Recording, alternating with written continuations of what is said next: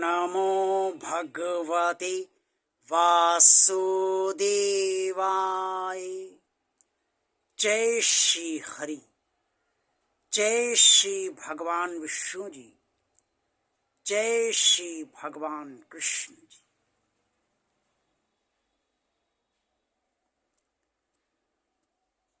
कुरुक्षेत्र के मैदान में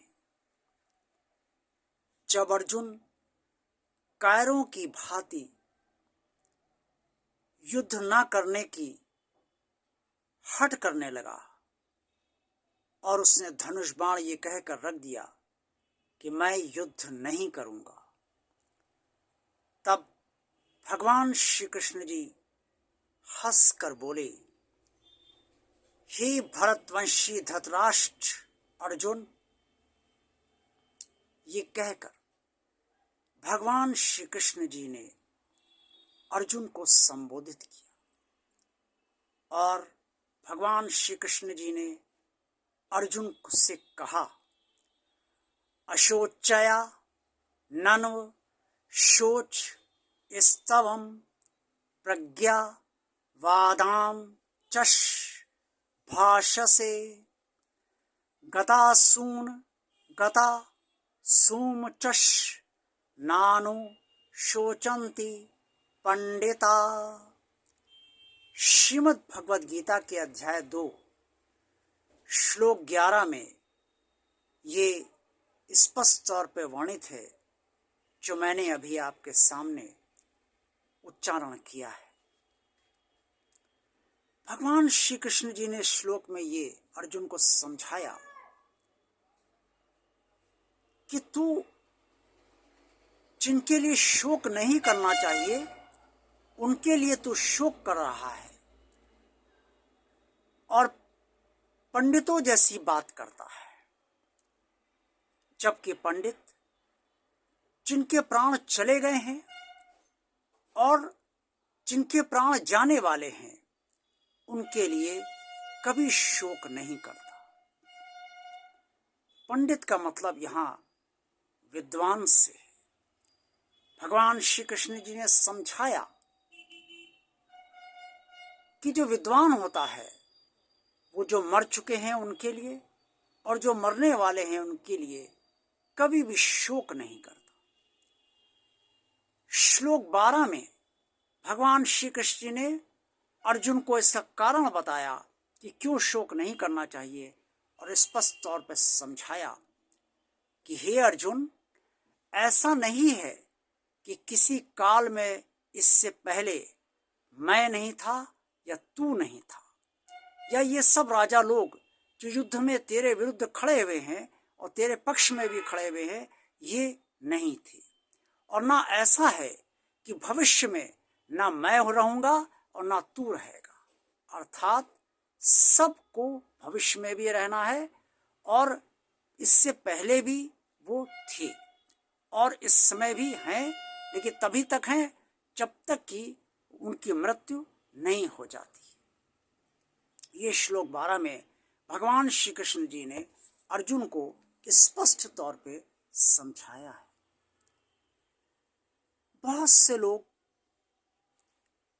मृत्यु के बाद जिससे बहुत प्रेम करते हैं वो ये कहने लगते हैं, अब मैं कैसे जी पाऊंगा, ये तो चले गए, ये मेरे बहुत प्रिय थे, मैं इनसे बहुत प्रेम करता हूं, वो भी मुझसे बहुत प्रेम करते थे, अब मैं नहीं जी पाऊंगा, जीवन नहीं जी पाऊंगा। लेकिन होता इसका उल्टा है। जैसे जैसे समय बीतता है हम सब मरने वाले को धीरे धीरे अपने जहन से धीरे धीरे वो उसकी छवि हटती जाती है और हम धीरे धीरे इस संसार में फिर वापस लौटकर यानी कि संसार में लिप्त होकर पुनः कार्य करने लगते हैं। क्योंकि भगवान की माया ऐसी है जो मृत्यु और जीवन में भेद नहीं देखती। मृत्यु के बाद भी जीवन मनुष्य का चलना है और जाने वाले की वजह से अगर हम अपने जीवन को संचालित नहीं करेंगे तो जीवन हमारा भी मृत्यु समान हो जाएगा, लेकिन मृत्यु नहीं होगी। फिर उन लोगों का क्या होगा जो हम पर आश्रित हैं और जो हमारे सहारे हैं, जिन्हें हमारी जरूरत है।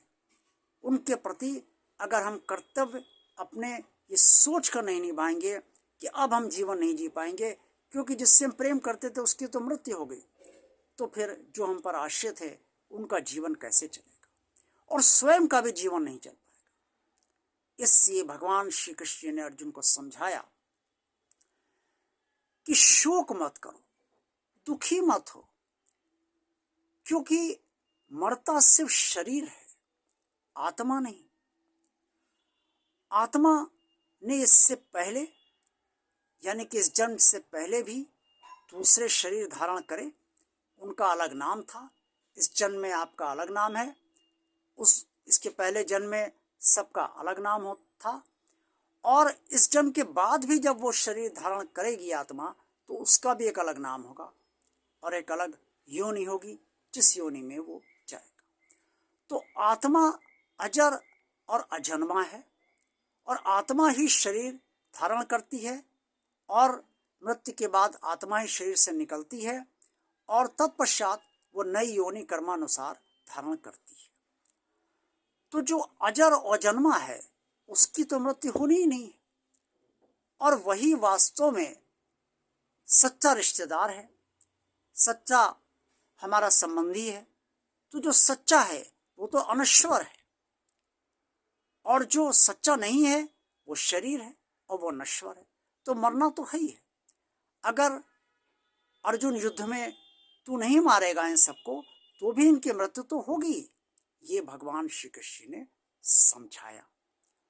ये तो थी द्वापर काल की बात। अब वर्तमान काल में हमें ये समझना है कि हमारे सगे संबंधी, हमारे माता पिता या बहुत से ऐसे संबंधी जो हमें बहुत चाहते थे, हम जिनको बहुत चाहते थे, जिनकी मृत्यु हो चुकी है, या कुछ ऐसे हैं जो मरने के कगार पे हैं, बहुत बीमार चल रहे हैं, किसी भी समय उनकी मृत्यु हो सकती है, ऐसा संभावित है।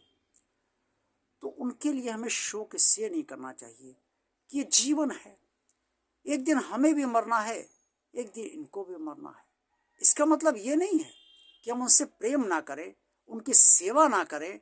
अगर कोई मृत्युशैया पर है, बहुत बीमार है, डॉक्टर ने जवाब दे दिया है और डॉक्टर ये कह रहे हैं अभी चंद दिनों के मेहमान हैं, इसका मतलब ही नहीं कि मरना तो इन्हें ही है और ये तो चले जाएंगे।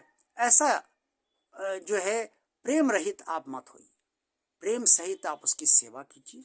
वो आपका संबंधी है, जो भी रिश्ता उससे आपका है उसकी पूरी सेवा करिए, और ये सोच कर करिए कि इन्हें अब जाना है, इसलिए कोई शोक करने की जरूरत नहीं जाने की, लेकिन जब तक वो जीवन उनका है तब तक उनकी पूरी सेवा करिए। यही भगवान श्री कृष्ण ने समझाया कि मोह मत करो, क्योंकि मोह जो होता है वो शोक अकारण देता है, निराधार देता है, और जो प्रेम होता है वो निराधार नहीं होता, उसका आधार होता है, उसका आधार होता है सिर्फ प्रेम।